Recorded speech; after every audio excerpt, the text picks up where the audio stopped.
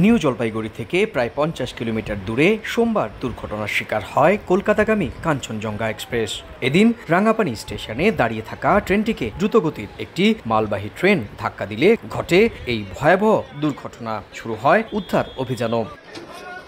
একই সঙ্গে চলে রেল যোগাযোগ স্বাভাবিক করার আপ্রাণ চেষ্টা। অবশেষে ভয়াবহ এই দুর্ঘটনার একদিন পর স্বাভাবিক হয়েছে ট্রেন চলাচল। মঙ্গলবার স্থানীয় সময় সকাল 10:30টার মধ্যেই লাইন মেরামত কাজ শেষ করা হয়। 11:15টায় ওই লাইন দিয়ে আসাম এক্সপ্রেস ট্রেন যাত্রা শুরু করে। এর আগে সোমবার সন্ধ্যায় বিকল্প লাইন দিয়ে রেল যোগাযোগ চালু করার চেষ্টা করে ভারতীয় রেল কর্তৃপক্ষ। আর দুর্ঘটনা কবলিত কাঞ্চনজঙ্ঘার যাত্রীদের নিয়ে গভীর রাতেই উদ্ধারকারী বিশেষ ট্রেন শিয়ালদা পৌঁছায়।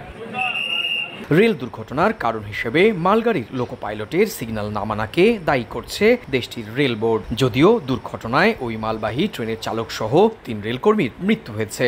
এই ঘটনায় 3টি মামলা হয়েছে।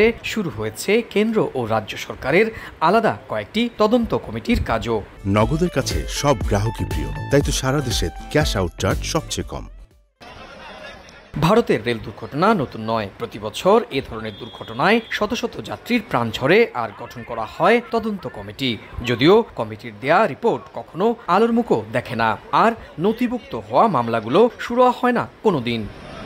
সুব্রত আচার্য, সময় সংবাদ, পশ্চিমবঙ্গ, ভারত।